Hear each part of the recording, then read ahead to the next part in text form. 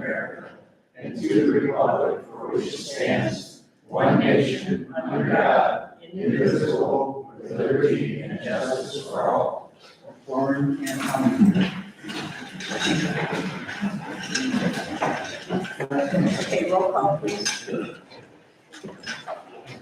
Before I do roll call, did everybody sign in tonight? Or not? Roll call. Alan Morning. Here. Barb. Here. Debbie. Here. Tamitha. Here. Leslie. Here. Ken. Present. Alan. Michael. Here. Bud. Here. Thank you. Okay, you've had time to read the minutes. There's no questions or corrections on the minutes. We need a motion to accept them. So moved. Second. All in favor? Aye. Opposed? And we have the bills. Is there any more bills here? Yes, we had 3 late invoices come in. Total adder will be $3,407.90. Does anyone on council want to know the details? Can you do that? Let's hear the details. Sure. Al Horning, reimbursement for speed bumps, hardware, GFCI outlet, and a spring assembly, $1,188.39. Keys Millbrook for July mowing, $1,837.50. Ohio Edison for Community Center, Reese's Pond, Point Park, $382.01. Revised total, $24,490.17. Is there any questions on the bills? Lisa. Just need a motion. Somebody have their hand up there? I can't see who's speaking. Want to sign in? Oh. That'd be official. Okay, we need a motion to pay the bills. So moved. As amended. As amended. Second. All in favor? Aye. Opposed? Okay, before we start, I'd like to thank Tamitha and Debbie for the great Kids Water Fest. They all had a ball. You guys did a great job with that. You had a big turnout.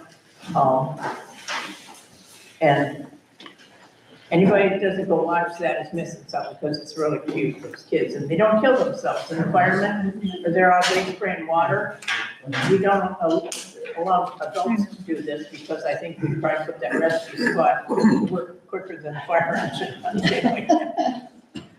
Anyway, thank you. You're welcome.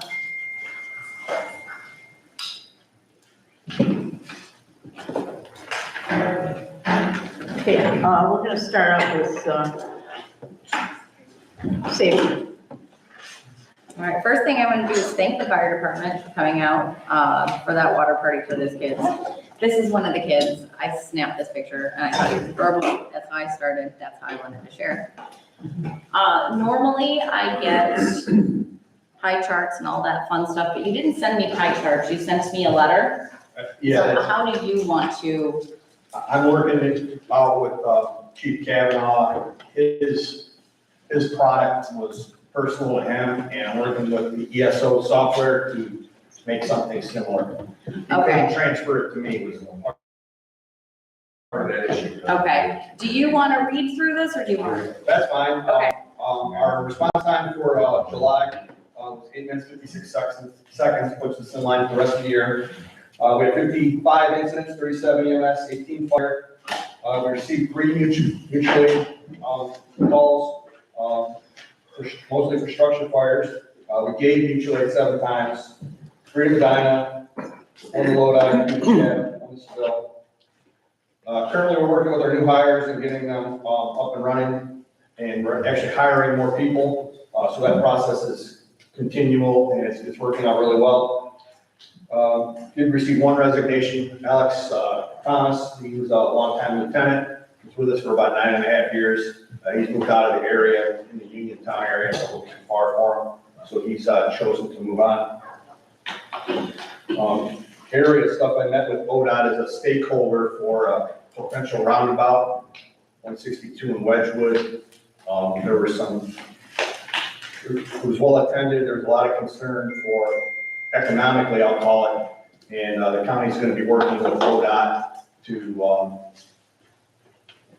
actually decide if what's there is gonna be big enough. Was basically the issue. They're worried about future growth in the southern area there. Last July, we tested fire hose and fire ladders. Everything came out well with that. That's done.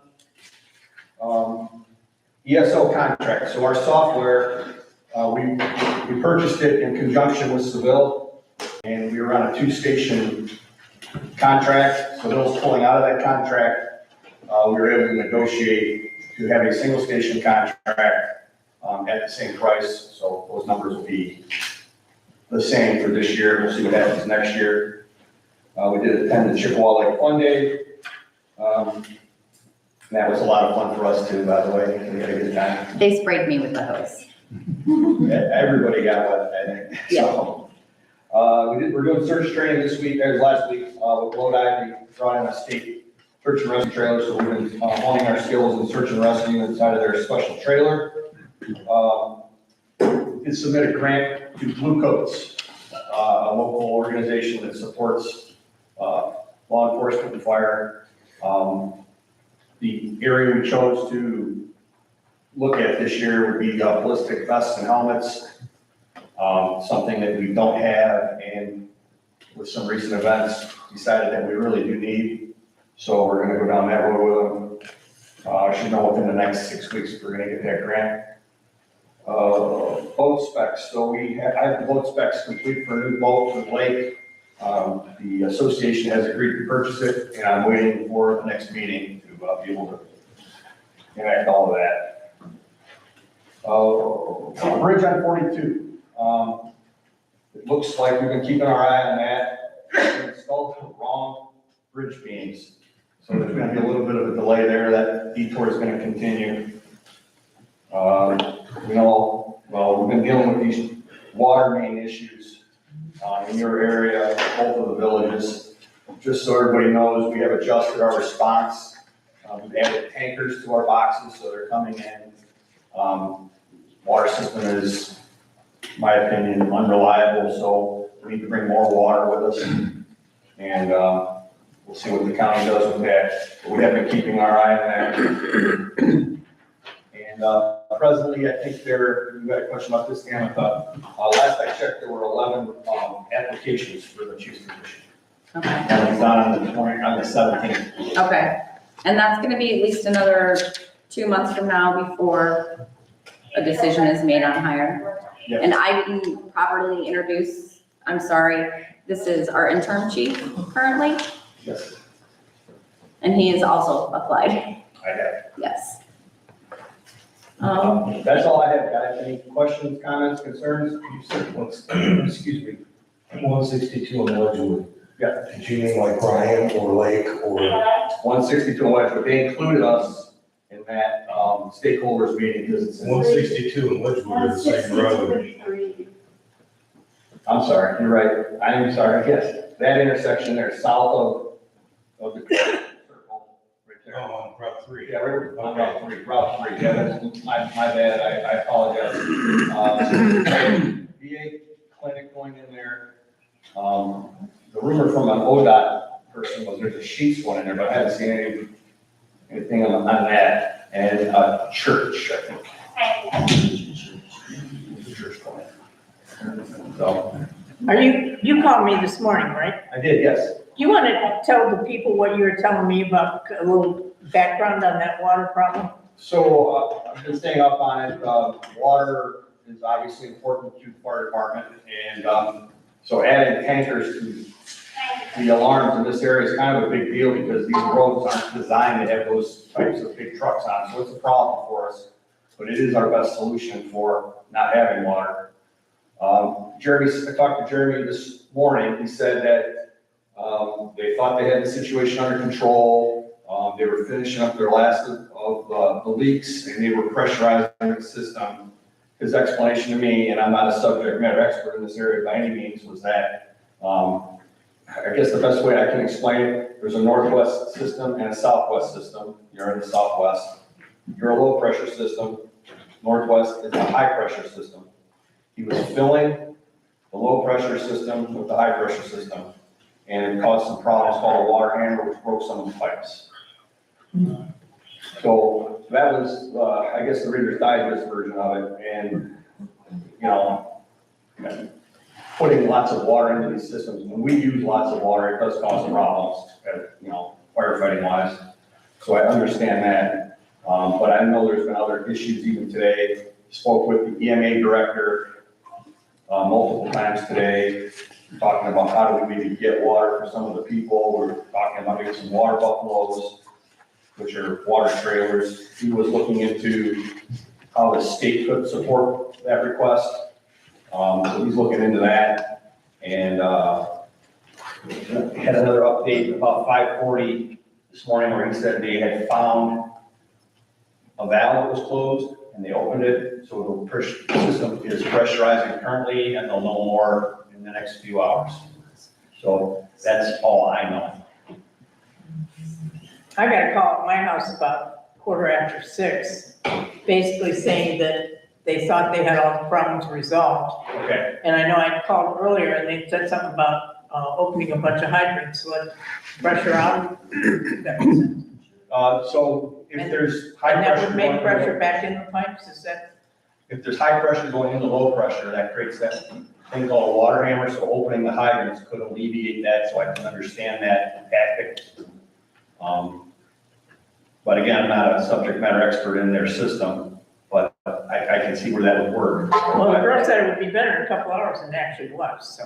Okay, I think this village is pretty much in the clear, I think. I mean, we heard a few things, but nothing like the Glory Glens area and some of the other ones that didn't have water for a few days.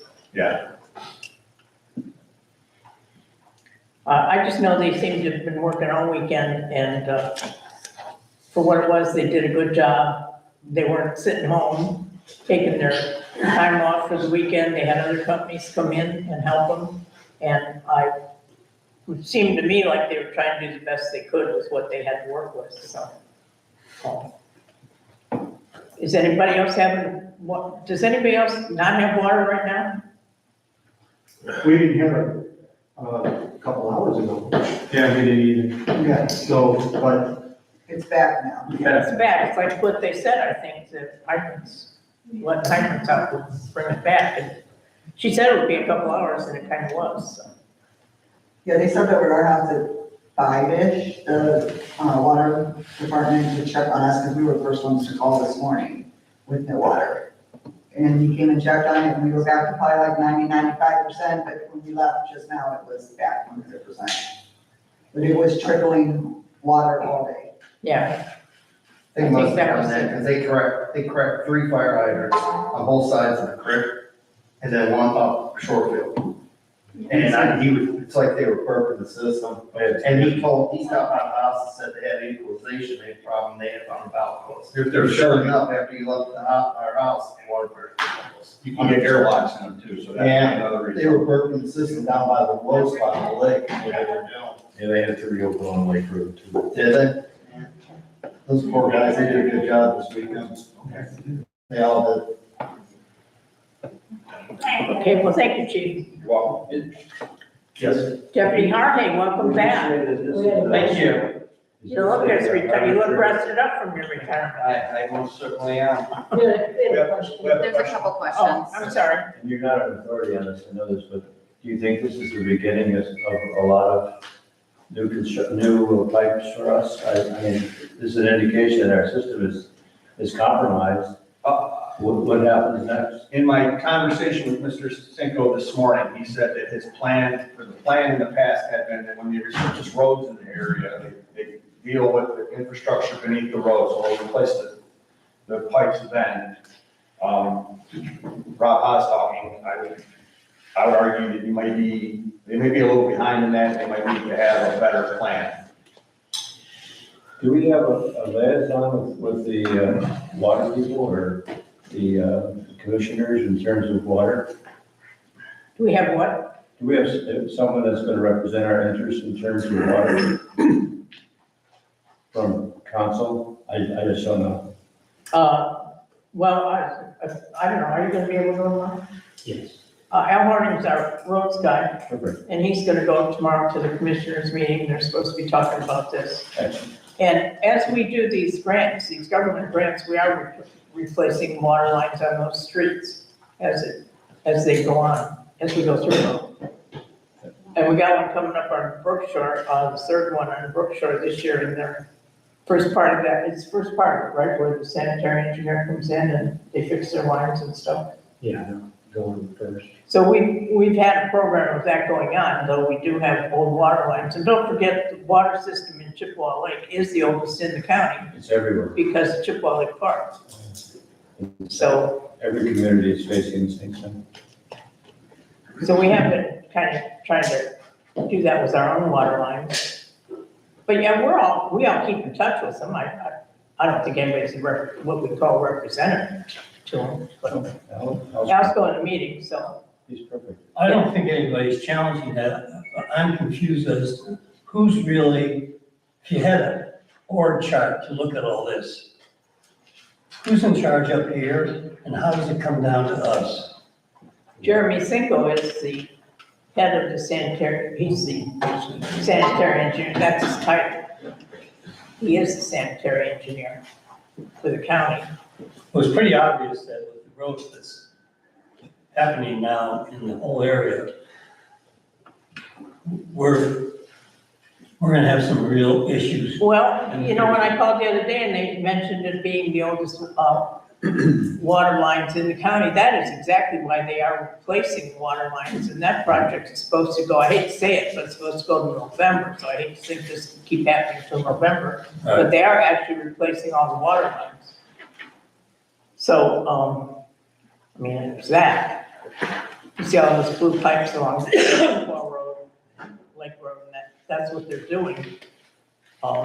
They just started that first part of July, after the 4th of July parade, or else, we couldn't be here. That's interesting. I thought those were sewers, not water. No, that's all water. The water lines. That's all water. Water. Wow. And to answer your question, it's we the voters, the Lander County Commissioners, and the water department. That's where it stops. Thank you. Is there any other questions about this? Okay, we'll go back to you, Deputy Howard. Welcome back. Thank you. Happy unretirement now? Half and half, I guess. Happy now. How's the deputy that got injured in Richmond? The one that works for us, Yarborough, Yes, he's coming back to work next week. oh, good. I actually talked to a couple of the guys today. The only one that's, the Hinckley officer that's on our SWAT team, he's still off.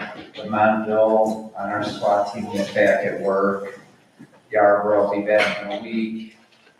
And then Ben Taylor, he got hit and, the round hit his, handcuff pouch, so it didn't actually hit him, but the round hit his handcuffs and saved his life, or he would've got hit in the hip.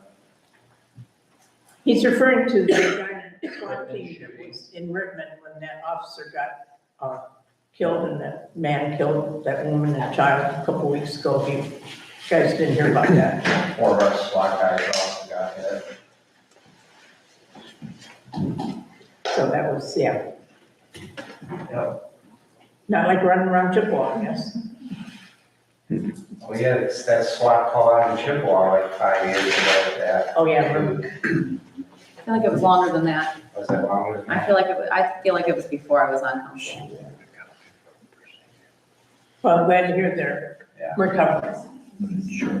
Thank you. The canine also? The canine officer as well? That dog will probably end up being retired once the canine dog gets shot. They're usually too timid to go back to work. It's okay though. They showed him getting. Did their duty. A bunch of people over there. Sure. And that dog actually got hit from him shooting out of the window and the cruisers, and it didn't get a direct hit, it got shrapnel, is what hit the dog, or probably would have killed the dog. Yeah.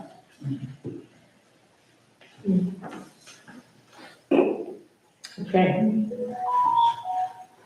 All All right, let's get into hours. Jim obviously had no hours last month. He'll have hours this month. Deputy Yarborough only had 12 hours last month due to his injury. Sergeant Lyon stepped in and pulled 50 hours to try and get the village up to their 100 hours. And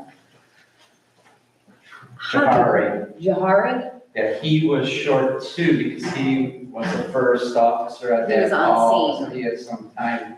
Yes, he had 22. We were at 84 hours. We're 16 hours short of our 100-hour target, but it's understandable.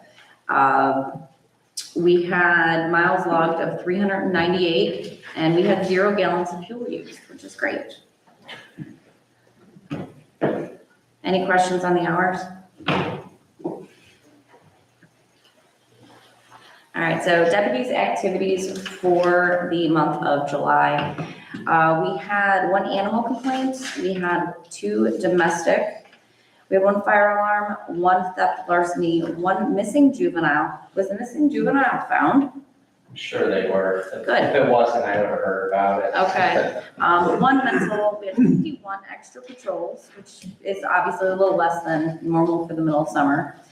1 oversized load, 3 suspicious vehicles, 1 suspicious person, 1 misdial to 911, and 1 open line to 911. And then canceled call, accidental form. Is that when you guys start filling something out that you didn't need Or to? somebody called 911 and it was a mistake or something. Okay. Agency assist, we had 5, building check 1, chest pain 2, co-citizen assist standby 4, fall victim 2, 3 firework complaints, and I did look at the dates, they weren't around 4th of July at all, and 2 follow-ups, 1 full arrest CPR, 1 golf cart inspection, 2, I think I typed that wrong. Parking violation. Parking complaint. It's a parking complaint violation. I missed the word parking in there. Sorry, guys. 1 property lost found. Suspicious circumstances 1, trespassers 1, traffic stop 1, and welfare check 3, for a total of 96 activities in the village. Any questions on any of the activities? I have a question. Goes back to the officer. There's a lot going on, obviously. You've had some officers that got hurt, et cetera, et cetera. What's your staff right now? Are you up to where you want to be? So we always have we have on overtime, so when people are out, guys on their days off will come in, so we're always at, we have a minimum staffing on the road for 4 people. We can't go below that, or the sheriff, we have overtime that gets posted. If nobody takes it, you get called over. The junior person goes by seniority, so yeah, we never go below staffing. Like Tamitha knows, if nobody's working the village, if there's a call in the village, the Southwest car is what covers Chippewa Lake will respond to it. So you always got somebody that will respond to your calls 24/7. Oh, that sounds great. Are you having problems filling your slots though? Some guys are burned out, but we have set, when I was off, I retired June 1st. I don't think I've ever met you, but I patrol for 25 years. I retired. I came back last week to be a deputy at the courthouse, but still be doing Chippewa Lake and all the paperwork and doing stuff with Tamitha. We have 7 guys in training right now, which is, I've never seen that in my whole career. So there we have 7 young bucks. One's my nephew. Huh? One's my nephew. Oh, really? Oh, yeah, Brian Demeter. Oh, he's in the jail. I know him. Yep. Yeah, he's a good guy. Yeah. He was in jail. Oh, yeah, oh, he's. Worked in the jail. I'm hired to go in the jail. Recruitment is kind of tough these days, you know? Thank you very much. It's a moving target, and I appreciate your efforts and Thank you. We appreciate it. I'll let the other guys talk. All right, I have one last thing and then I'll be all done. So what, it came to my attention that the deputies, when they work major holidays here in the village, one of them being 4th of July, they don't get paid holiday pay, they don't get paid double time.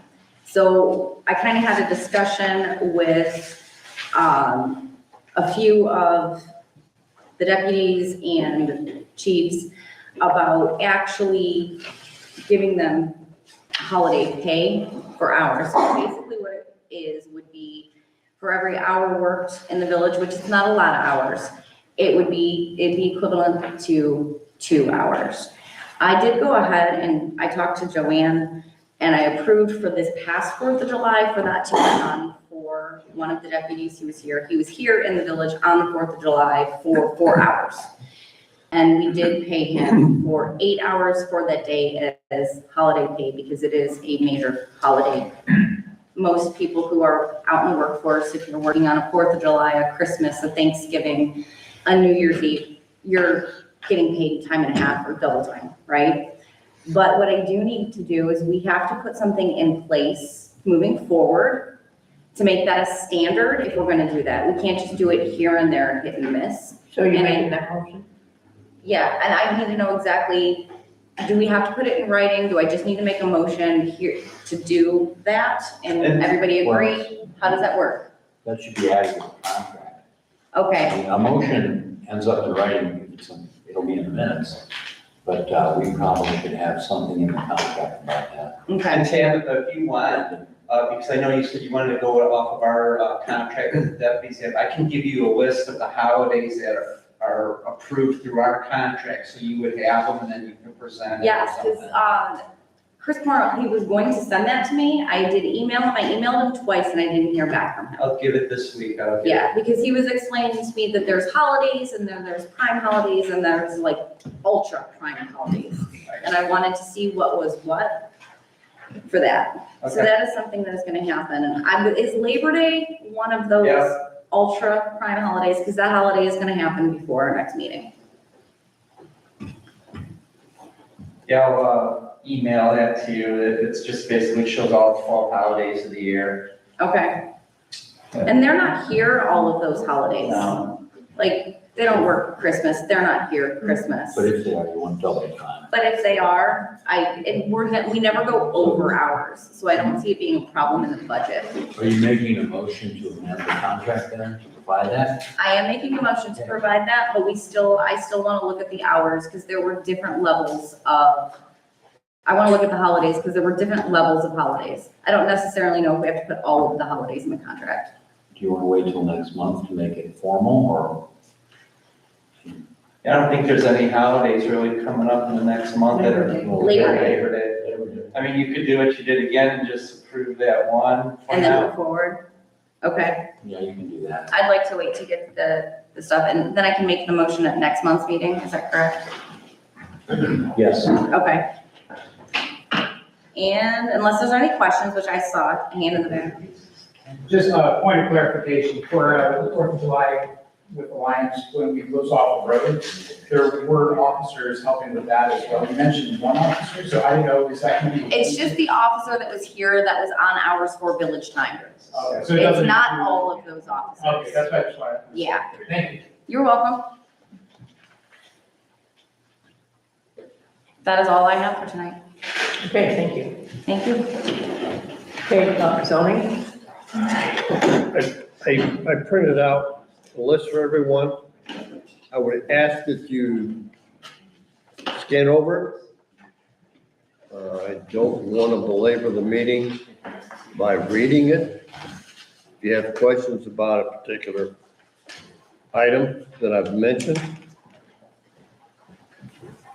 please ask.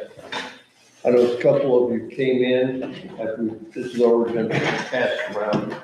Please sign up. We all got it.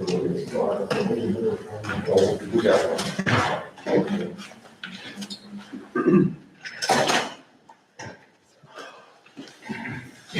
We're still working on the short-term rental agreement. That's something that we'd hope to talk about tonight, but it's not ready yet to be discussed.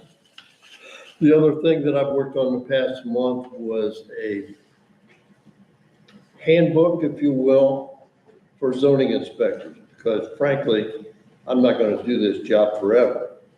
So I think it's advantageous to take the opportunity to put something in place that will not only help council select a candidate next time, but it will give the candidate an excellent review of what's expected. And frankly, it's gonna be very tedious because I put in a lot of nuts and bolts.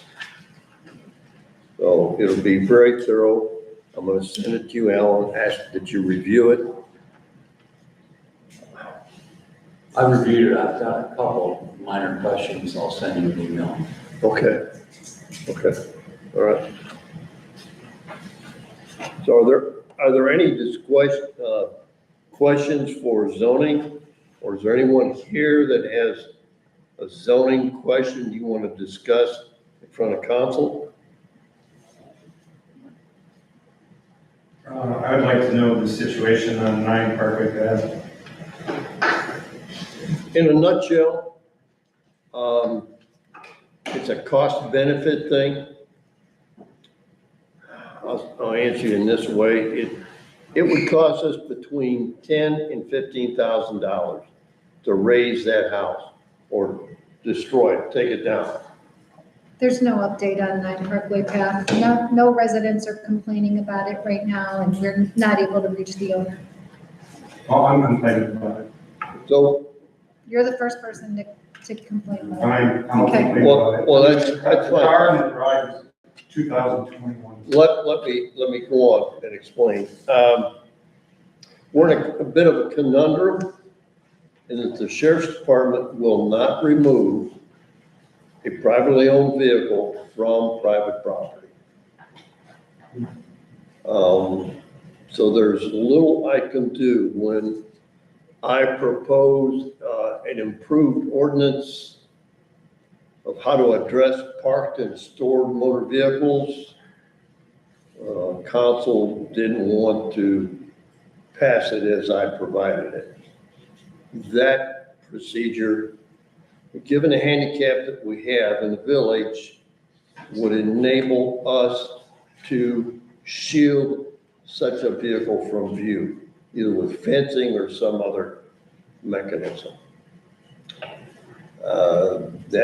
That can be reviewed, but getting back to the house, approximately $80,000 in mortgage for that property. Yeah, I know the specifics. Well, so So are we at court now with him? No. So when we tear that down, that's an expense the village has to incur. In all likelihood, we would never recover that cost, because first up is the mortgage holder. And depending on what that property is sold for, there's gonna be little, if any, remaining to reimburse the village for the expense. Now, Andy, am I okay in talking about this?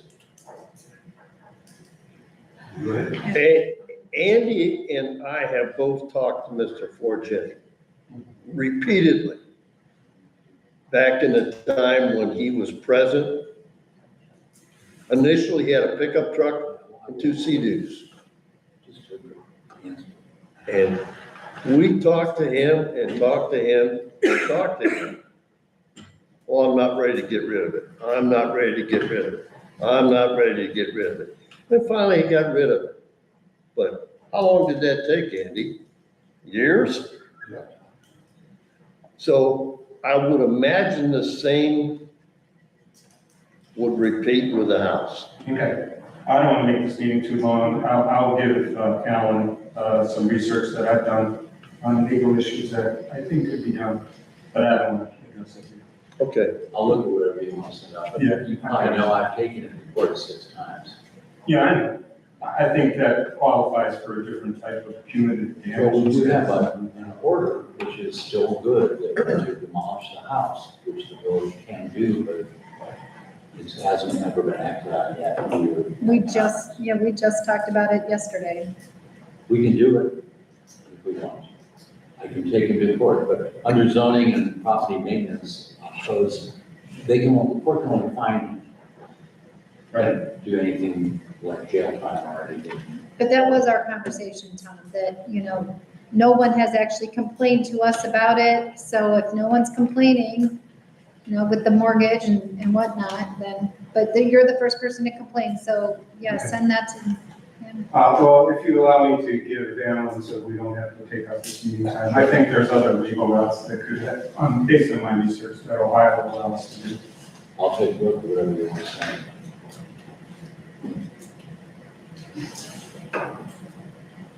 You guys got anything else? That's all we have. Okay. Then we could go to community relations, Debbie. The second application has been done on the lake from Aqueduct. It was done on Wednesday, August 5th. I got a message from John Sandora. He said the milfoil and spatter dock are disappearing due to the treatment. However, eelgrass is appearing, so they will treat for eelgrass the next time. The lily pads are also more prevalent, so they will treat the lily pads. Aqueduct has mostly been applying the chemicals via their boat. However, it is so shallow around some docks that for the last treatment, they will be accessing people's docks. So let me know if anyone has a problem with them walking on your dock. And weather permitting, they will do that before the end of August. I just wanted to thank the mayor. The Water Fest was a great success. The kids have fun. They're very polite kids. The older ones look out for the younger ones, which is fun to watch. The Pride Party is this weekend on Sunday, so donations and volunteers are always welcome. And the Fall Fest has been planned for September 19th.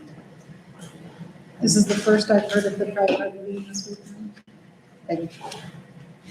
It's been out. Yeah, it has been out. We didn't have it on the list. That's all I Did you have. say September 19th? September 19th is the Fall Fest. Okay, thank you. Barb, building and utilities. Okay, so I have, the front door is not latching. So if any community members, groups are using the building, tonight after the meeting, we need to make sure that that front door is pushed shut tight. I came up here last Thursday and the door was ajar. It wasn't latched. So any of the Pride group or C team or anybody else is in the building for any reason, just make sure that all the doors are secure when you leave, push shut tight. We are missing the key to the shed that belongs in the lockbox. So somebody took it out, didn't put it back. I don't know if it's in the shed. I don't know if it's in somebody's pocket, but the key is missing from the lockbox. And that was the only key for that? Well, It's supposed to be. it's supposed to be, but Okay. keys have been made. Without my knowledge, I wasn't aware that that was happening, but the key that's supposed to be in the box is missing. So check your keys, check your purses, your pockets, your cars. If you have a key to the shed, open the shed and look and see if it's in the shed, because I can't, because I don't have a key. So, doesn't look good. Gary, the election documents were mailed in to the Board of Elections for the November election. So I'm the primary contact for that, and Buddy's the secondary contact for that. And I did get, I had a little concern, there's some elevation changes in the sidewalk out front, in winter time, the sidewalk's heaving and such. So I did get a bid to get that repaired. The bid was sent in. I think there were some questions about the insurance and such, but if this works, if this is approved, all the elevated sections of the sidewalk would be ground down instead of drilling holes and raising and moving everything. They're gonna just grind it down so that it's even And then they're gonna put a backer rod in place in the cracks and the seams, and then caulk over it to help reduce the amount of water getting under there to prevent heating in the future. And then while the guy was here, we also went down to the beach and he gave me a bid, estimate for the, repairing the section of the wall that is missing. And then a little bit further, I guess maybe to the north or west, there was a section that's cracked significantly. So he would remove both of those sections, drill holes in the adjoining pieces, put rebar in there, and then form it in and use sacks of Quikrete to repair it, because the cost that we would get for a short load of poured concrete would far exceed any kind of expense from adding Quikrete and using it in that manner. But there was a question, so the repair for the sidewalk total would be $1,160. I checked with Gary, and he indicated that we could use the PEP grant money for that. I don't know if we could use the PEP grant money also for the wall repair. I do know that people frequently stand on the wall so they can look over top of the fence to see into the water and take sunset pictures and stuff. So I guess we could say it's a safety issue? No, the PEP grant has a cap of 1,000. Oh, I thought it was 2. No.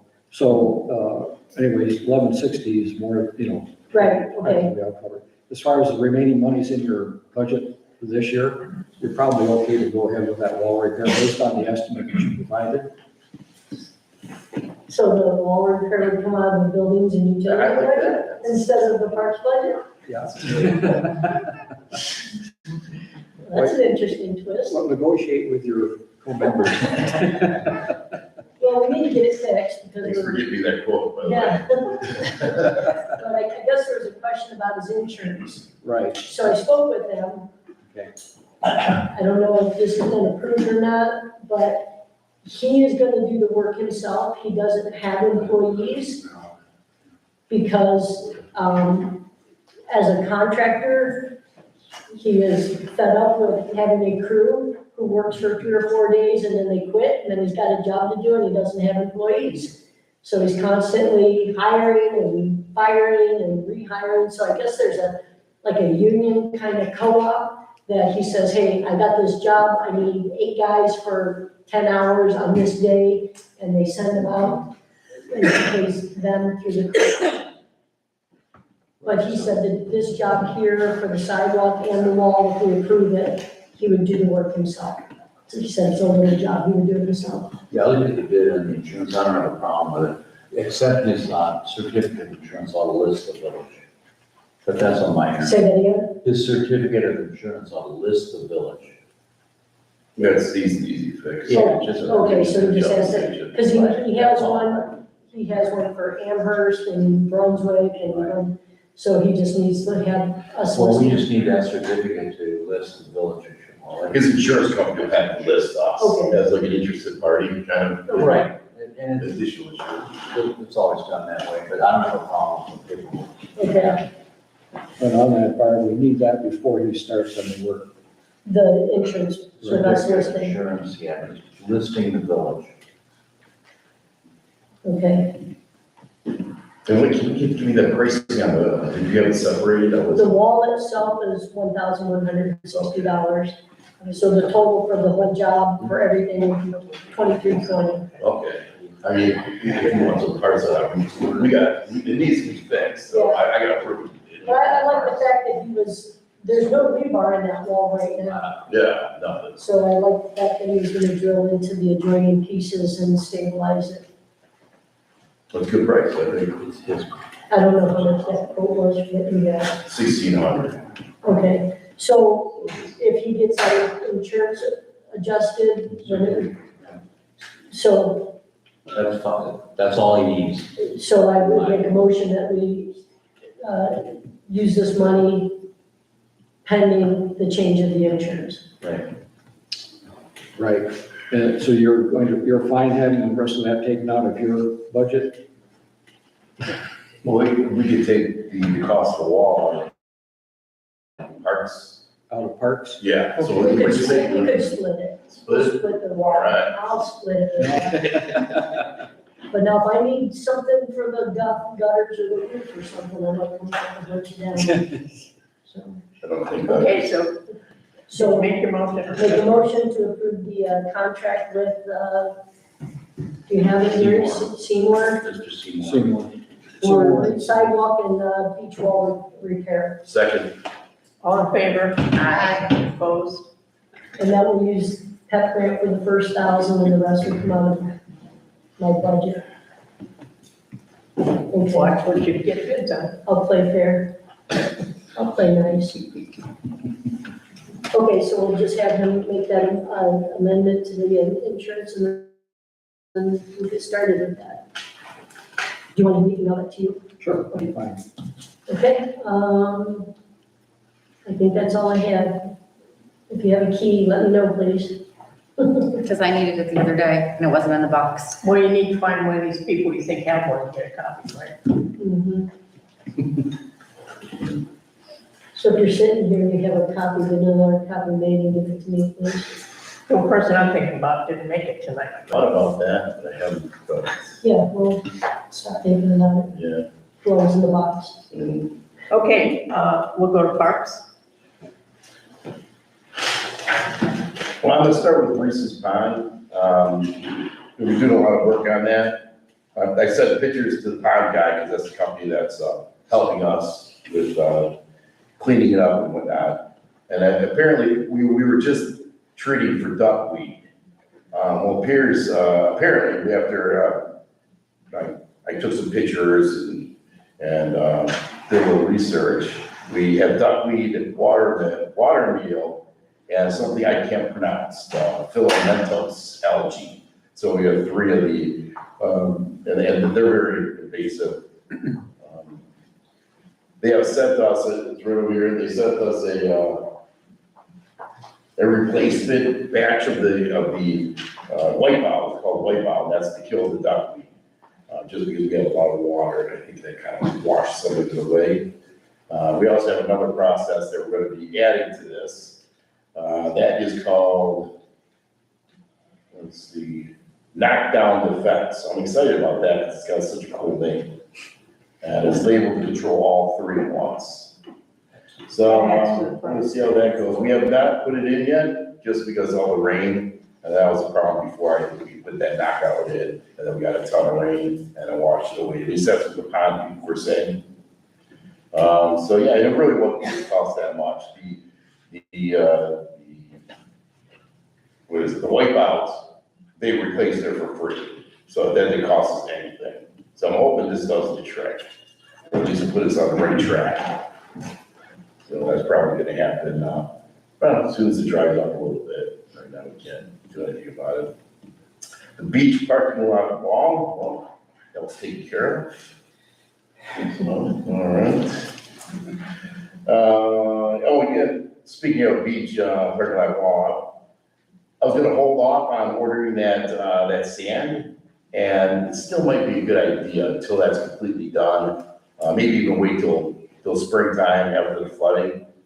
Cause even if the wall is fixed and everything's good, I mean, we get some pretty bad flooding. It's gonna take a lot of that away. We're reaching kind of the end. Unfortunately, we're reaching towards the end of the season.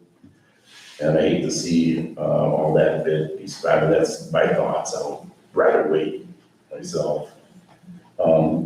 Speaking of more beach repairs, Al and I, thank you, Al, we replaced the anchor to the swimming platform. We used 2 big metal grates that were sitting behind the shadow pier and chained them together with a 14-foot stainless steel chain. And I mean, it's pretty heavy. I would say about 100 pounds, 115 pounds. It's pretty heavy. But if it's not heavy enough, all we gotta do is add another one, which we have. So I don't think we're gonna have any other problems before. My great idea with the cement the tire with the cement in it, that was a flawed idea, because it just drifted and moved. So this should take care of that problem. And what else do we got here?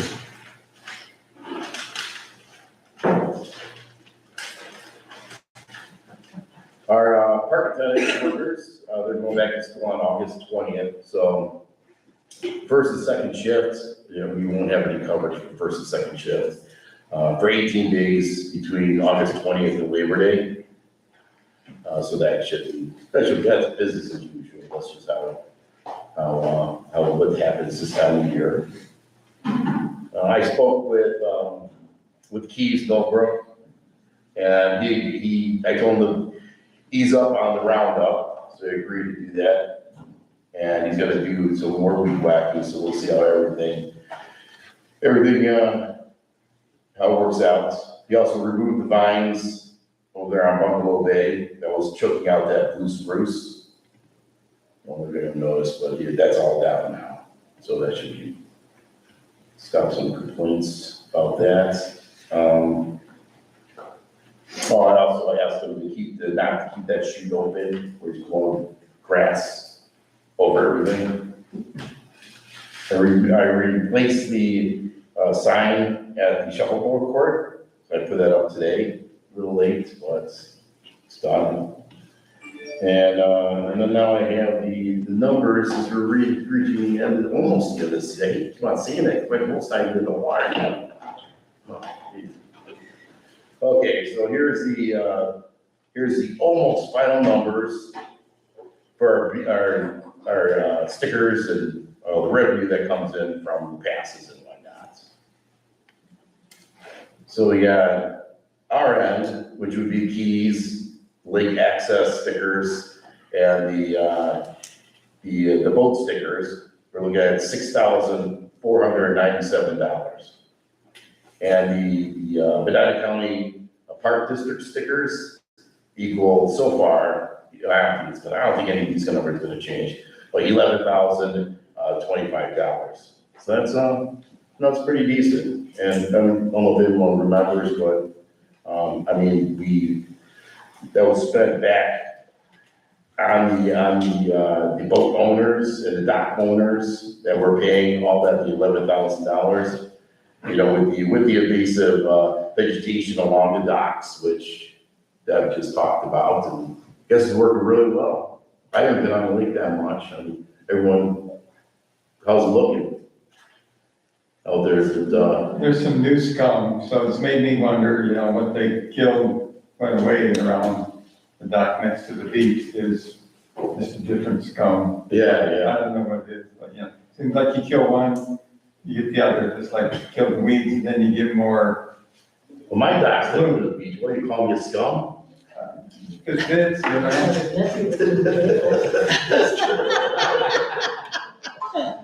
But, let's see what happens with that. You're a couple down. Yeah, I am a couple On down. that dock right next to it. Right next to it. There's just a lot of green slime and nasty stuff, so I don't know what it is, I'm not the expert. Yeah. Have they looked at that? Has he evaluated what that is or how to prevent that new? I know it's a program, right, Debbie? It's a program that they come out, your aqueduct people. Right. So they have looked at that and they're noticing that that's part of the service. So they're supposed to come out and say, okay, this isn't working, let's do this, let's do that. Kind of like I'm sorry, not dock guys, with us, our pond guys over at Reese's Pond, It makes me wonder, like, so when we kill weeds, then we get more algae bloom. Yep. One or the other, so it seems like. Well, I don't think it's a situation where we just purchased treatment for this. I think it's, yes and no, but it's more of a situation where they're looking at it, evaluating it, and we're using their service. Does that sound right? That's how it's. They were working on the two, they added the one for the eel, whatever that is, and Okay. I will ask him about the new scum. Where are you saying it is? So, the dock right next north of the beach. Not too Right. Okay, Pardon me? Not too often.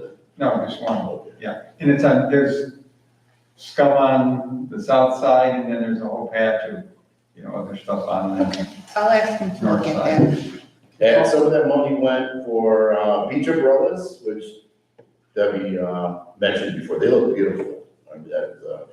Beach is looking good. A lot of improvements in the last 7, 8 years on that beach. That's a nice looking beach. Still missing a tree. What's that? Still missing a tree. Right on, Mark, you're right. Yeah, yeah, I don't know, I think that's all I got. Anyone have any questions for me? I don't know if it's been brought up before, but there's a small tree dead. I'm a tree expert, but I think it's dead. Which, where? By the beach parking lot, between the path going up and the parking lot. Okay. It's not very big, but it could fall on the path or it could fall on the parking lot. Okay, it's on our property. It's on the hillside near where the electrical connection is. It's also a dead boxwood or something on the circle. Say it again. It's a dead boxwood. Oh, a dead box, yeah. Bush. On the circle. Could you email that combination again? I didn't get it. Oh, really? Yeah. Yeah, I sent it to everybody. Not everybody, What? I wouldn't have forgot about you. not for long ago. Okay, anything else, Ken? That's it for me. All right, thank you. Okay, streets, Al. I met with Buckeye Seal Coating to get pricing on the town hall. We thought he might have it before this meeting, but I didn't see it. And at the beach parking lot, he's saying we really need to have that engineered because we probably need to add more drainage down there because it's gonna be difficult. He's saying pretty much got to tear it all out and build new if we want to get drainage, so it works. Because right now, everything's just ending up on the wall and seeping through the wall and causing the issues that we're dealing with now. Yeah. He had given me a proposal a while back, and I met with another contractor, and this goes back into March, and he still has not gotten any price back. And I've contacted him numerous times about it, so I kind of washed my hands of that contractor. And then I did contact another contractor, and they're too busy to even come out with anything. That's common in this village. Okay. So, I'll feel like, keep at it, I'll come. So what I would like to do is, we had 27 repairs around the village, just numerous places, no main coverage or anything, any new roads or anything. And I would like to allocate $7,375 for him to come out and do those patches around the village. Okay. Is that who you're talking about? No, Who? that's No. Buckeye Steel. So good. Is there a second to that? Second. All in favor? Aye. Opposed?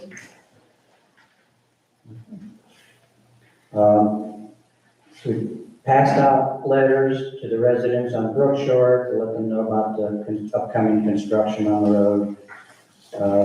We've dealt with the post office. They've designated where they want the mailboxes, so the mailboxes will be relocated to those designated areas. The post office is going to notify the people where their mailbox location will be for the construction. When construction gets close to starting, I have to get back with the trash people and get those locations picked out. So, as of yesterday, the start date was going to be around 8/24, and then I got a notice today that they're going to update that. So I'm not sure if that's which way it is. So wait on that. Omni-Fiber, they have to relocate a bunch of the lines in there. They may get started before that 8/24 deadline. On Brook Shore, they have to relocate. Yes.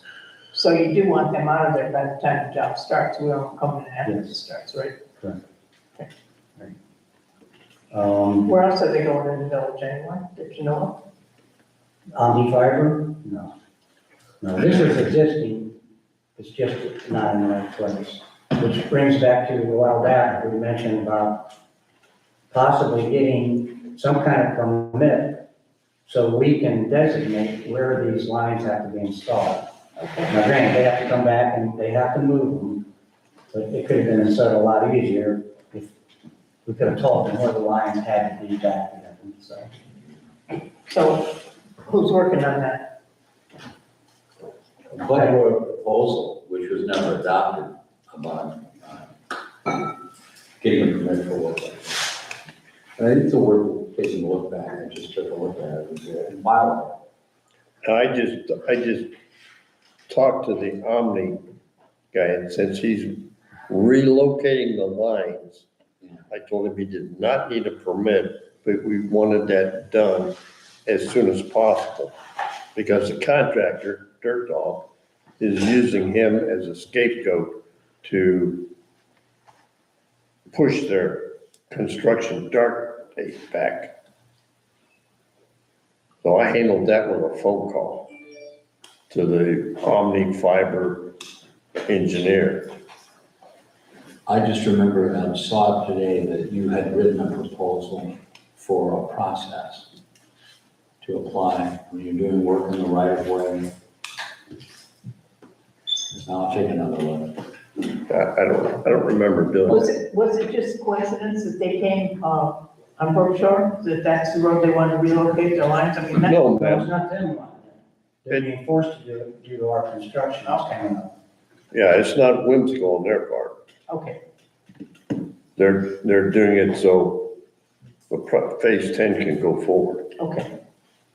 Yeah, but I think if we can get something in writing on how this has to happen, then we have some leverage on telling people, like, if this other fiber company comes into the village, we got nothing in place, we can do whatever they want to. Yeah, we should have that. Right.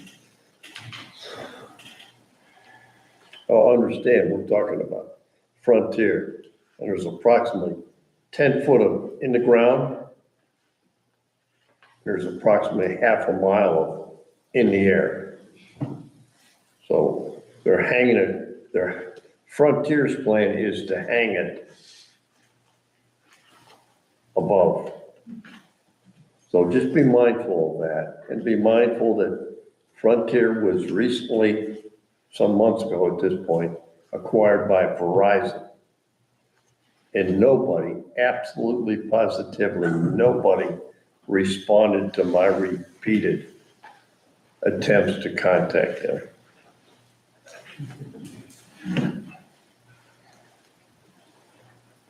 Wasn't Frontier Verizon before? Wasn't it Verizon became Frontier and now it's going back to Verizon? Not that I'm aware of. What was Frontier before it was Frontier? Because they bought out somebody else. I only know my reputation, which is not a stellar one. Now they've been acquired by Verizon. Didn't they have something to do with that, what we used to have on here, General Telephone? GT. Maybe that's what it was. Maybe GTE got bought out by Frontier. Maybe. It's going back a couple of weeks. Long time, Yeah. long time. Yeah, so, and the underground that Bud's talking about isn't even in the village. That's up there by the museum, so it won't affect anybody in the village. Well, Yeah. should we, think about doing something about these cable companies anyway, though one time, Alan, you said we couldn't do it. Yeah, I need to revisit that. Not sound like we could. Well, I want to double check. Okay, do that. Yes. Okay, on 7/31, the speed bumps were installed on Bungalow Bay. There was 4 of them put up, one at 57, one at 63, one real close to 252, and one at 43.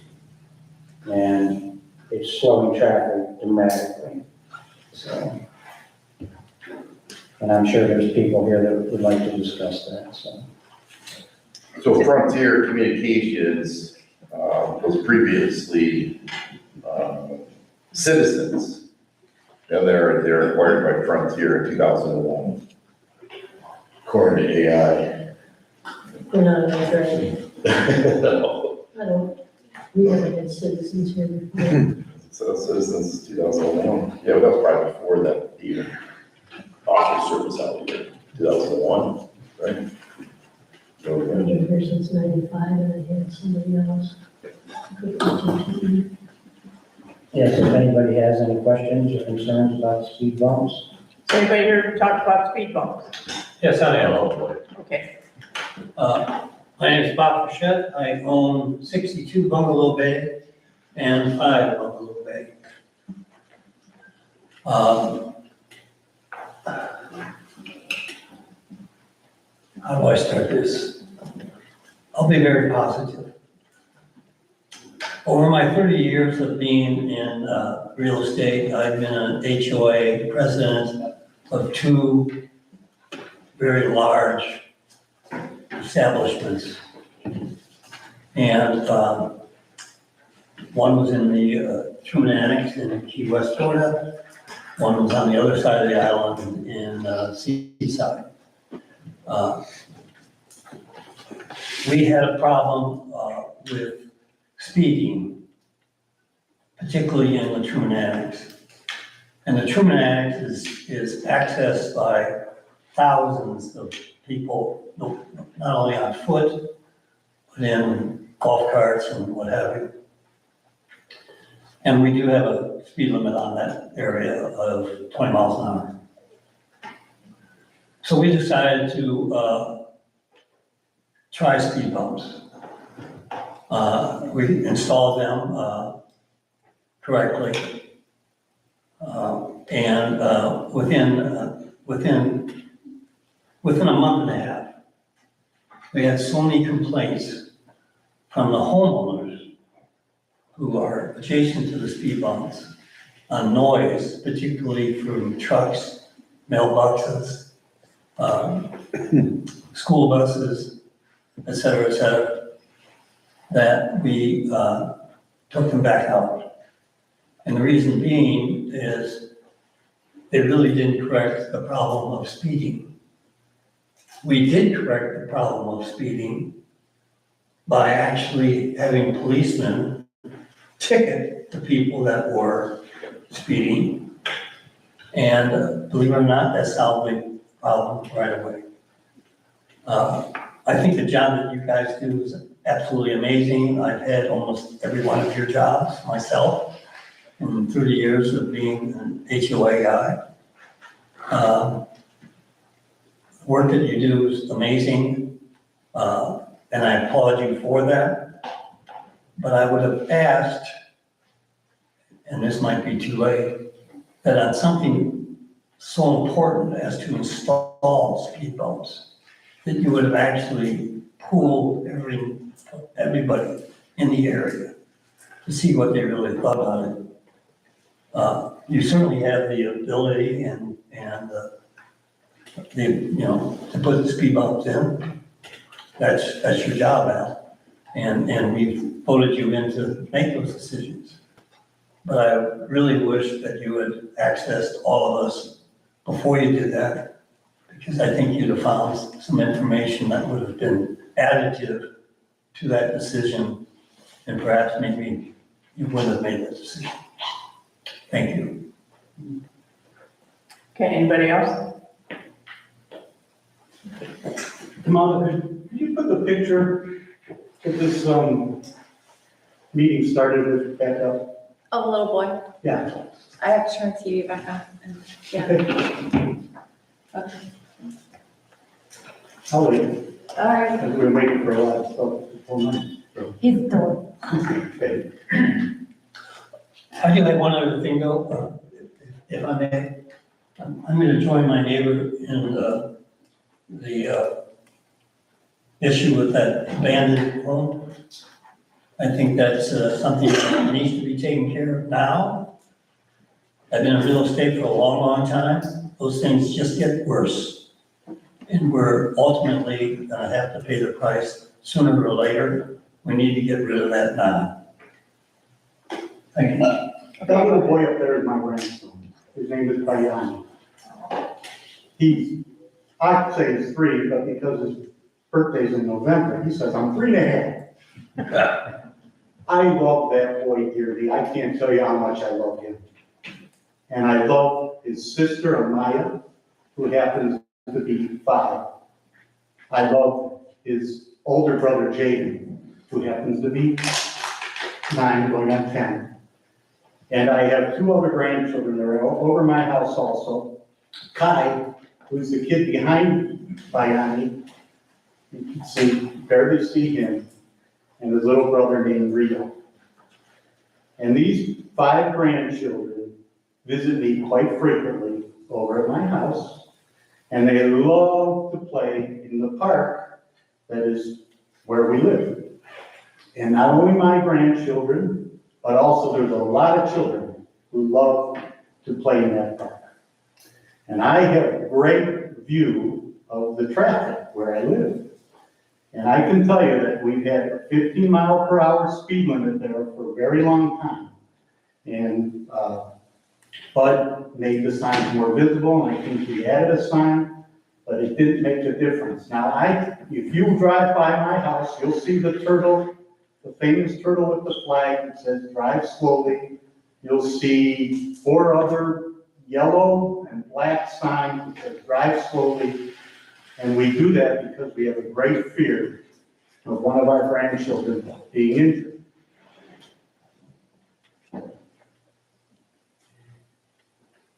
Studies show that speed bumps and speed humps effectively reduce pediatric pedestrian injuries and fatalities. Research published in public health journals indicates that installing these traffic calming measures in residential areas and near schools is associated with a 50 to 60% reduction in the odds of children being struck, injured, or killed by cars. Now, we try to teach our children, my grandchildren, look both ways. We keep telling them that, and I can tell you that despite all the time we've taught them, there have been moments when they've darted. Children do dart, okay? No matter how much there's an attractive thing, some kid young, they dart, okay? There have been times when cars have been driving way faster than 15 miles per hour through our neighborhood. Now, so far, when one of my grandchildren is darted, it hasn't happened when a car has been going too fast. But I fear that day.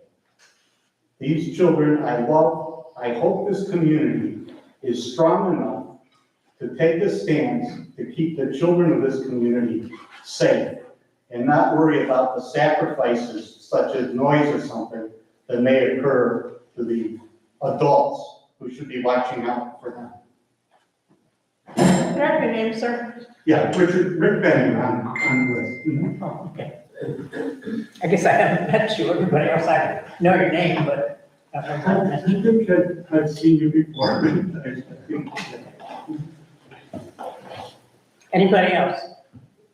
And then, Yeah, no, You're hidden back there, Ed. I'm not trying to. So, no, I agree with Rick. I do like the speed bumps. And actually, I'd like to propose that we put on B-side. We've talked about that for a long time. I think on B-side, if you've been here, you've seen that long 50-mark skid mark. I can guarantee they were going under 25. So, and with all the kids running around there, B-side by the beach, all that, by the park, kids are constantly going, as Rick mentioned. And they have speed tables. We're just up in Michigan. And to the point about the speed bump and noise, they have a speed table, which is an elongated speed bump, and I think it reduces the noise. You have to research that. But there are other options. But I think that would help. There are complaints about those electric bikes going too fast through the wheelies. You put those on there, I don't think they're going to be able to do anything anymore. But I think for safety purposes is the primary reason. So I would like to suggest that you do that on each side as well. Is there a speed limit on those things? Because I know we got Bungalow Bay, it's an alley. We Right. called it an alley so we could reduce the speed limit to 15, but we don't. I believe at the time that happened, everybody wanted everything to be an alley, and you said that was an alley. Well, the reason, and one of the reasons for that was because you are allowed to make a 15-mile-an-hour limit of a roadway within a park. Now, it's a stretch to call that within a park, but I think it's close enough. Beachside Boulevard has a park right next to it. We could look at lowering the speed limit to 15 miles an hour, but I still think enforcement is the key.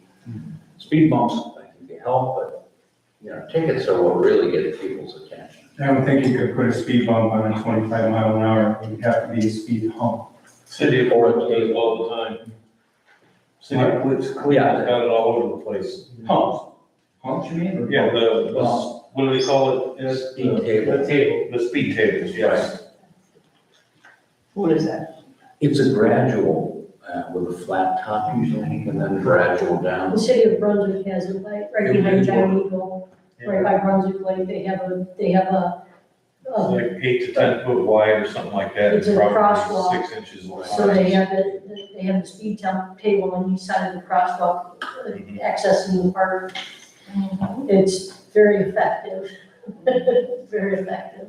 Yeah, you hit that and you're bottoming out with your nose in the front and your midsection on top of it.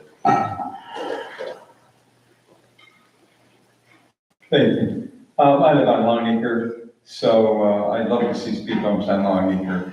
Water tables. I have a 4-year-old grandson, and he doesn't play on the Long Acre side of the house. You know, it's 25 and they don't do 25. People don't always stop at the stop sign. We've talked endlessly about, yes, it would be nice to have law enforcement. Well, we don't have full-time law enforcement, and it's a financial issue, and they're overloaded with time. So yes, that would work, but it's not gonna happen. So we need to think of other things, and I think the speed bumps are great. We need to address that issue. I had a contractor over this week and never met the man before, but he walked into my garage and he's like, man, I'm just worried about these kids. On Bass Bay, there's kids, we got kids in the neighborhood, as Rick said, that play. You know, we keep a close eye on my grandson. There's other children in the roads, and this contractor's like, something's gonna happen. It would be horrible. Something's gonna happen on Bass Bay, you're correct about that. Yeah, That's really getting worse over there. Yeah, so, you know, the issue's gotta be addressed, and the noise wouldn't bother me. I mean, you know, I've got trucks going up there and school buses making noise, just trying to get up the hill, it's so steep. So I think let's take care of our children first and try and control this issue. Yes. As I discussed, I sit in a very good place to observe. And I barely hear any bumps. I hear more bumps with people racing through, more noise with people racing through there than I hear. But the other thing is, I have seen in such a short time, what a tremendous reduction in speed has occurred. It's like, it's been we're all so happy. I mean, those of us who care for little kids or have little kids or grandchildren. See, I was very surprised to hear that there was a speeding problem up there anyways. I mean, really, how you gonna relax, I don't know how you can build up any steam. Yeah. No, this is a circle. Long Acre down by the lake, I mean. No, not Long Acre, I'm talking about a little bit. But as Ed said, you know. Long Acre, yeah, because, And you know. down by the beach, you got that patch. I mean, they were obviously going for 25. Believe that. Long Acre and Henderson are our two busiest roads and through streets by our standards, I guess you'd say. So Right. that's gonna be what it is, I'm afraid. Don't forget Briarwood Motor Speedway. I kid you not, right out here. If any place needs speed bumps or speed tables, it's Briarwood between Lake and right down there. Might be interesting, look at some of those that might speed up or slow down those bikes that face up. Yeah, I think we should put them on that walking path. Sounds like we just need an edge of town parking lot, no driving. You're not, there are bicycles out there. Golf carts only. You think that would be a bad idea? Why don't you explain, okay, that a little bit, spare time, regular cars. I like yours. Okay. Mark, you can look into it too, because I know you like to do that. Ed? What is our stand on e-bikes or power bikes? We'd rather not mention them right now until we get to That has been discussed so many times. that has come up probably the next 3 months. In a nutshell, the sheriff says there's nothing they can do about it because they're legal. Correct. That's the sad, there's a lot of communities in Pelton Head that have closed, all the plantations, just about all of them have closed down, ability to use e-bikes of any kind. We got big people and little people on them, so if something like that, you slow those things down. That might be your answer.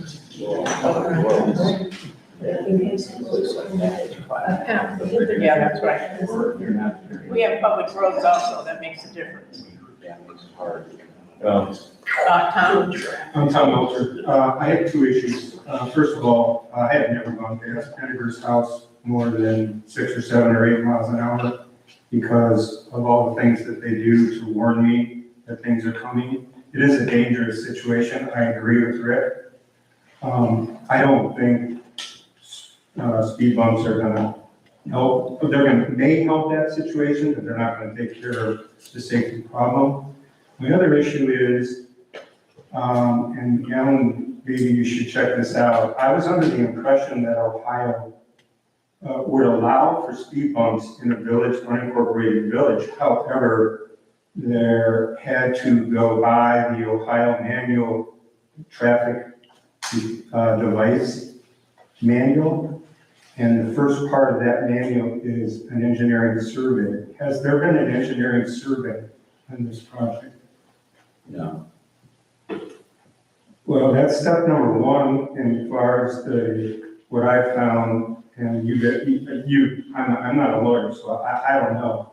But if that's true, and that could become a liability for the council.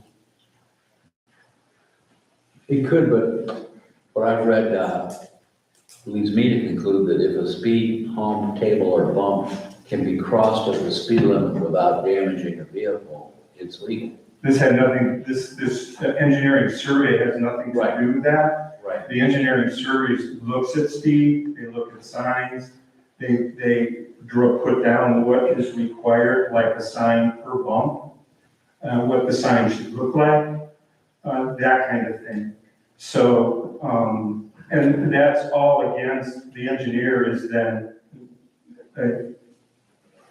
is hired to tell them how to legally go with the law. It's a good idea for liability reasons and for knowledge. It's a very good idea to have that done. Yeah, that sounds. So are the speed bumps gonna be taken out for the winter? Is that what I heard? Yes.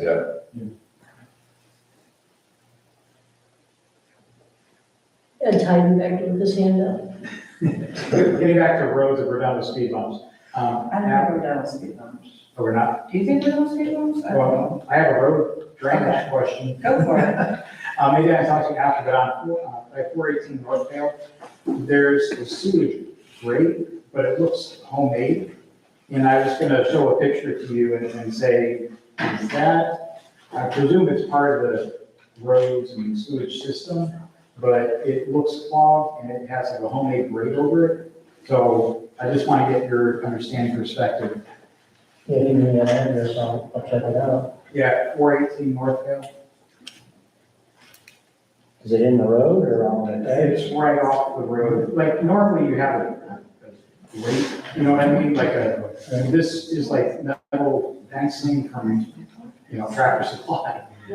That's over this hole that looks clogged. So I don't know what the history is on that or what needs to be done with it, but if I could talk to you after, I'd appreciate it. I might be able to help you with history. I'll talk to you about it too. You're telling me it's my problem. No, but I'll be happy to fix it. I just don't know. I can where probably to tell you start. how it got there, but we'll discuss that Oh, later, okay. because I live there, Oh, perfect, across the street. perfect. Thank you. Yes. I'm Jill Hack, I live at 57 Bungalow Bay. I have a speed bump in front of my house, and my husband and I spend a tremendous amount of time on our front porch. We're the third house on the right, coming around as you enter Bungalow Bay. The speed bumps have been fabulous. There's no particular noise that we notice. Please note that we don't have a standard 2-lane road. Bungalow Bay is not that. It's not just about children. Rick, I'm 5'2" and not a lot taller than a lot of kids. So when I'm walking, I'm even concerned about what people are doing in terms of paying attention to their driving while they're on Bungalow Bay. But the speed bumps have made a huge, huge difference. We've noticed a huge increase in traffic since COVID in terms of delivery to people's homes. And so I hope that people are willing to sacrifice whatever is necessary to keep the traffic at a reasonable speed on Bungalow Bay so that people who don't have a sidewalk, who don't have options for moving around are a lot safer. Thanks, Jim. Okay, there you go. Quick job on this. Oh, pardon? Go ahead. Comment? Okay, I'll just look at my quick notes. I guess, as we're here, I mean, I think there might be some missteps between whatever decision was made, since we have so many people here to discuss the speed bumps. So I don't know if there's something to say about process that's going on in terms of just getting the information out to the community about what's coming, like speed bumps. That, as you know, it's 15 miles per hour. I don't think those speed bumps are 15, those speed bumps are 1 to 2 miles per hour. My son went to a Catholic school for many years and we had to rebuild our suspension because we went over the same speed bumps in the little circle for drop off. They will damage your car. I would not take that bump. We were trying to drive 15 and it was, I don't think any of you have done that, would do that on those speed bumps. As a cyclist, I was coming around the corner. There's not enough time where the Gilberts live there. There's a circle. If I didn't know that speed bump was there, I would never want to bike over that, going a speed, like a traditional cyclist speed that we get. You know, it's nice to have a community where we have the cyclists come through. I was going through there today and when you come around that bend, you don't have, I'm not saying I'm the fastest cyclist in the world, but I barely made it through. There's not enough room for correction because it's too slim of a margin to slow down. If you didn't know it was there, and we get a lot of cyclists who come through. I think there's options. There's always options. You can get people to slow down without, nobody's gonna argue. If you're against the speed bumps, it doesn't mean that you don't want children to be safe. I want to be really clear about that. I want our children to be safe. We all grew up here. We know exactly what that circle affords. What about a crosswalk that is legal? It requires you to yield to whoever's in it, and it will contain our walkers who are crossing the street. I don't know if that's possible. I don't know what the rules are, but that seems like a very obvious alternative to look into. The other option would be something called the slalom course. So you've got to slow down to be accurate. It's called Pitt's Law. It's a principle of motor behavior. Any athlete will tell you about it. You have to slow down to be accurate. So if you give them a tight window here and a tight window there, they have to slow down to hit them both. Or they're gonna have to slow down because they're gonna go over the bumps. But it gives people an option. Again, when I saw those speed bumps go in, I just thought, I don't wanna have to build a new suspension on the vehicle. I think that's all, but thank you. Of course, we want our children to be safe. Thank you.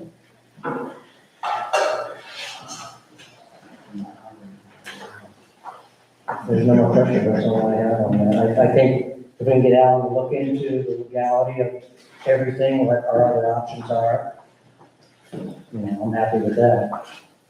Do you want to do a survey of people there and see what's looking at? Yeah, you're pretty divided here, really. Well, I don't know if we want to leave it to a vote on the people that are up there, Well, because you people just up there get are an necessarily. idea, when you talk to them, get an idea. Well, that's what I did prior to bringing this up. I didn't come up with this idea. People in the community up there came to be about it. And it shows because you've got almost split things on here. So, I do like the idea of having, 2 speed bumps on the side so you can sneak through in the middle with your golf cart. I was up there today, oh geez. 'Cause I didn't see it. I mean, I think it's great, that's what gets people to slow down, and I'm all for it. Maybe if your golf cart can go 35 miles an hour. That's With your new batteries. You gotta lift it too, right? Suspension. What's that? It's lifted suspension, so it's stiff. Yeah. that's It the is thing. much different in a car than a golf cart. Yeah, and I allow for both sides of the speed bumps to allow for bikes to get through there and stuff without. I saw that. Yes, you can. You can sit very easily. No, I'm not saying I can't, but if you don't know it's there, you don't have enough time to get around. There's speed bumps. But not everybody does. Kind of do. You can see it. It's got lights on it. The kids that were doing wheelies are now doing jump wheelies. Yeah, kids love it. Speed bumps. They love them. The ones were. Okay, so you're gonna look up, Yeah, I'm gonna see look what I up can what Tom find. said and research it a little bit? Yep. Okay. Is there anything else for streets? That's it.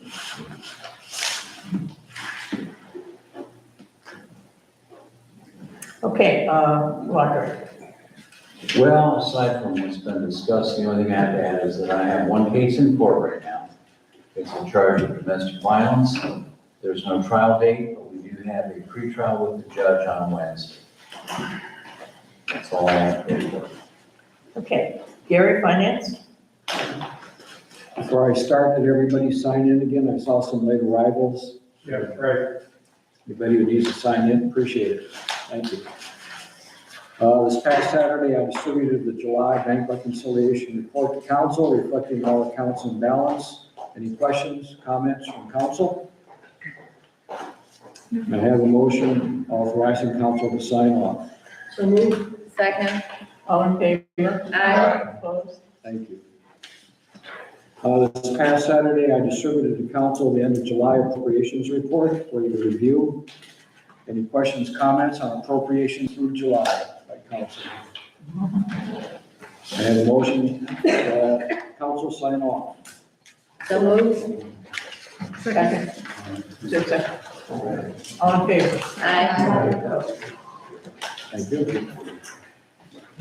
Monthly reminder for council, OPEC grant monies, we have a total of $3,836 to be spent, $447 by November, or we lose that portion. Another reminder for council, I request that the council return no later than October meeting to use the PEP grant monies, because it sounds like that's a non-issue, because they're going to be used. So I can drop that. Thank you. Cybersecurity. Since our last meeting, I contacted my home internet provider where I have my office that has 2 village computer systems, one for Chippewa Lake and one for Burbank. I asked them about the need to have an isolated internet for each village as required by the auditor's office. Current cost estimate is $59.95 per month for the business class internet, plus $10 per month for the extra modem, plus $120 a month for the firewall. And installation cost to be determined.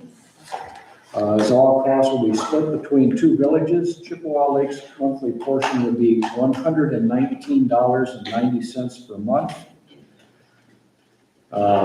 And a one-time installation cost, which will be split between both villages. Actually, I do have an installation cost on that. I believe it's about $70, close to 80, I should say. Chippewa Lake's portion for the install would be $39.98. Again, this is to satisfy the auditor of state's requirements for any entity-owned computer. Any questions, comments from council on that?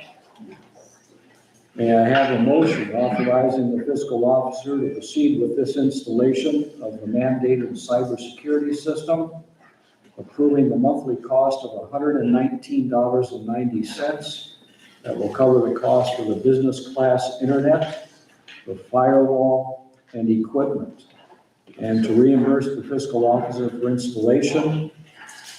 Total cost of that is $79.95, There it is. And the split between the two villages, Chippewa Lake would spend $39.98. If I may have a motion for that, please. So moved. Second. All in favor? Aye. Opposed? Thank you. I will continue to work on the other two sets of cyber documentation required by the state, and I hope to have that to council by fourth quarter at the latest. Another monthly reminder, on June 5th, I sent out an email to council and the mayor, considering that the village will be offering any additional pay incentive for the deputies patrolling in the village. In 2024 and 2025 of each year, we gave a 3% additional increase to their billing rates, which are currently $35.05 per hour. No decision is needed tonight, but if council wants to do that, they do need to make the decision no later than the December meeting. It has to be passed in December for January 1st start. Yeah. Is that accurate? Okay. Al, I was going to recommend to you that you contact Lafayette Township to see if they're going to be plowing and salting this year. We had some changes in personnel. I know last year we lucked out. If they aren't, we will need to go out for bids and be ready to sign a new contract at the October meeting. So that's not that far off. As of the end of July, the balance in the primary checking account, $474,145.11. Money market, $210,914.55. Star Ohio, $119,199.62. Total, $804,259.28. Questions, comments from council? That's all that I have. Okay, thank you. Is there any old business? Okay, we'll go to the audience. Mark? Couple of things. I went to watch last month's meeting, the audio on those things is horrible. We knew you were listening. Okay. I've heard that a couple times. I don't know how to fix it. I'm also watching the recording this evening and it's panning on you guys in the audience. I'm getting this on your heads and I'm getting off ceiling. I don't know how to fix it. Okay. But Ed's here tonight. So just so you know, though, I did watch and listen because I was a few minutes late, but I was watching and listening all the way here on my phone. The audio was okay tonight, but I have seen on other nights. Yeah, I quit watching last month's meeting about 10 minutes in here. Oh, I can see Mark. I couldn't understand it. But I don't know if it's that one or that one. And I'm not sure if it's the Wi-Fi because we also had a few months back where they were just cutting out completely. So it could have been Wi-Fi issues, all of those things that are causing it. Another thing, Bud, you said you passed out a thing to council. Is that something that's super private or can everybody see it? What are you talking about? You were doing Talking about the zoning report. Oh, the zoning report? It's in the minutes. if you're gonna pass that out, could you make a copy for the audience so we can read I it? posted after the meeting. Okay, I'm not online right now. I'm here at the meeting. I'd like to hear it. That's why I came here tonight, was to hear the meeting, and if you're passing it out and I can't read it, you know, lady says, well, maybe we should have some kind of public, well, that's what this meeting's for, is all that. So make. Here, you get my copy, Mark. Well, I'm just saying, next time around, I'm okay with not seeing tonight, but next time around, Come and get it.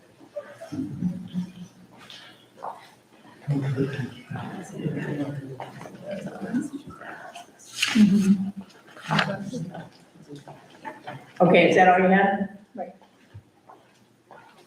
Mark? Was that all you had? yeah, other than the lady saying something about, some kind of public forum or something, and that's what this meeting's for. I'm sure you guys discussed the speed bumps at last month's meeting. And the month before. Where have you been? His, the Alden work. Remember you said that? I'm kidding. Great, Good, thank you. okay. Claire? Tom? Thanks for all you do with the clericals. Appreciate it. Okay, who's next? That Debbie? No, it's, you guys, who are you guys? Oh, you're from Yanni, right? Yes. I know you, I don't know your husband. Yeah, sorry. Yes, husband Jeff. Did you guys have anything you wanted to discuss? No, we're good. Thank you. Okay. And we got Lisa? Now, what about Howard? What about Howie? Oh, because I can't tell what road they're in. They look- Yeah. Okay, Howard? Good meeting, no comment. Okay. Okay, now, back up. Nothing. Wait a minute, Joe? I'm just curious if the village has an emergency management liaison with the sheriff's department. The water situation was is still, at my house, very difficult to be dealing with. And I don't know how the village interfaces with the sheriff's department when something like this occurred. I'm not sure the sheriff's department would have been the person to call. We called sanitary engineers emergency number, and they were very helpful. And answered the phone There's every an time. emergency management team, I believe, through the sheriff's department. It's a separate board, not council-led, it's a board of people that is appointed. Right. Or commissioners are on it, and they handle emergency planning across the county. Right. So They I don't actually- know whether or not this particular situation with the water warranted that kind of interface. You actually were the only person that emailed me that had the worst case scenario. So if the people that had it the worst thought everybody was going through that, I can see why you would think that, yeah. It wasn't even until today that I knew a situation, like she was without water since Thursday. And when the water did kick back on, it shot through her toilet, all over the walls, onto the floor, down the toilet. You still don't have water, right? Well, I don't know, we keep turning on different faucets, and sometimes the outside one's working, but the interior one's not working. I don't know what's going on, I kind of leave it up to Bill, but it's been interesting to try to deal with it. So a lot of the things that were happening on social media, most of those commentators aren't village residents. So we weren't really aware that residents were having an issue. So if we don't know they're having an issue, we don't know to Did you call call. the sanitary engineer, Joe? Bill did, I think, on Friday. And what did they say? I don't know, I wasn't part of the conversation. And then we were gone all day Saturday and a lot of Sunday, so, but, When did your toilet have it was Saturday night, we've been gone all day and it was later in the night. I know they were doing some work through there, actually on Euclid Avenue in the park, and they had to come through Bungalow Bay, to try to shut the valves off, and they had to finally, the ones on Bungalow Bay did not work, so they had to use the one at Lazywood and Longacre, which is, historically been a pretty active, place right there. So I know that that was happening on the circle, and that once they got that fixed, then the water resumed up there. At the time, I know Al didn't have water while they were doing that, but then when they had that fixed, it all came back on. So we just assumed everybody on Bungalow Bay was okay, since that seemed to, kind of a strange way for the water lines to run, but that's how it was. So it seemed that the water department was right on it. I mean, they give you a blow by blow of every move they made. We didn't know till today that anything happened at your house, because nobody else up there had a problem. The water just came back on, as far as I know. So, I can't explain it, maybe they need to check something at your house, because who knows? Yeah, I have 219 people on that distribution list, and I only had 2 people email me back when the other one was on the end of Parkway. He said that they didn't know they were shutting the water off. He wished they got some kind of notice that the water was getting shut off, and then our bill. And as far as not notifying people, the answer they gave to that makes some degree of sense under the circumstances. They did not call people when they were out fixing these water leaks, because they didn't want to be on the phone, they wanted to be out fixing the leaks, which makes sense. If they had something, I believe something happened in the Glens, and they had a letter sent to them telling them about their water and boiling it and so forth, We didn't have that, we just had the water, the breaks, and then they fix them, and then most of the time water be right back on, within, I saw reasonable that, period of time. I saw that notice said south of East Lake Road, and then I saw people in the village commenting and saying, I didn't get one, and I read it and thought, well, that's because you don't live south of East Lake Road. So it was Gloria Glenn's, their water was shut off for a long time. But if I were you, well, if your husband already called, maybe he got an answer, but if he didn't, I would call him again. That seems like you shouldn't have been the only one that had that happen. Two people, though, that I did reach out to, I texted Chris Benninger and Chris Riedel, and they were both gone. I think Chris was coming home tonight from a trip, so they don't know if they're having the same problem as you. And Audrey said, hers never would, it may have been completely off for a short time, but she's trickle on and then fine, and then trickle and fine. Same thing with us. Yeah. Our whole street, sometimes none, sometimes trickle, sometimes on, very unpredictable. Yep. Like when you get in the shower, like, all right, and then, it goes on. Right. So, I got a pre-recorded call, from them around 6:30 today. Did you get one? I got one. They're like patting themselves on the back and what a great job they did. It would have been nice to Yeah. have gotten. No, they did, I agree, I was talking to the guys at the end of Leavenworth, there was 4 guys that were on a Sunday, and I don't know what time it was maybe 10:30, 11 o'clock, and they're working their rear ends off, right, they, in the mud, 5 feet in there, smiling. They're on Hedgewood Hedge till 3:30. So as a reminder, if you just Google EMA Medina County Alert System, you can sign up to get alerts like we did. I got the same text and email today, but I thought, wow, this is a little too late. We feel like we should have got a couple reminder notices all weekend. We should have been getting updates. well, are we on a boiler alert now? We've never been told we're on a boiler. South of East Lake. Okay, Yeah. so that means I can run the water for, I can drink it. I don't know what that You can drink means. it I'm right just now. telling you, we were never told we're on a boiler. Only south of Blair? No, East Lake Road, East Lake Road is, where the curve is, where they just, Okay, south of East Lake, so we're not on a boiler alert. no. Also, I saw today that Lodi Burbank, Sheets or something had no water, so I took a screenshot and sent it to Steve Hambley, our county commissioner, and he said he thinks it's completely unrelated. Because I said, because I saw it was Seville, then Chippewa, and I thought, oh, now it's Lodi, but he thinks that they're on a different water system. okay, where did we end up back there? I can't see the back road because people are in front of me. I have nothing. Not today. I have something. On a good note, I just want to tell you that Chippewa Lake Water Ski Show team placed 12th in the nation in the best show ski team in the nation. We were the smallest team there, but we gave a great performance and represented Chippewa Lake in Ohio very well. Yay. Thank you. And I wanted to thank everybody in the village that supported the team at our fundraiser. And also any of you that have been sponsors, we really appreciate it. It's helped us to grow as a team and to do good things and represent the village.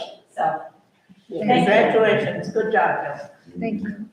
Mayor, Yes. my Newfoundland died, Oh, and I used to always walk him past your backyard. oh, my That's dog, probably how you remembered, your dogs would come out to reap the bacon. I got it looked like a black bear. I'm down to one dog now, but he still will be greedy. But that's how you're like, yeah. So that's how we used to see each other. I don't walk him anymore, so I don't walk past your backyard. I'm sorry you lost your dog, that's bad. Okay, is everybody behind Tom? No, Okay, so we got Ed. I just want to say thank you. You guys all have a very challenging job. God bless you. Thank you. Okay, do we have any new business?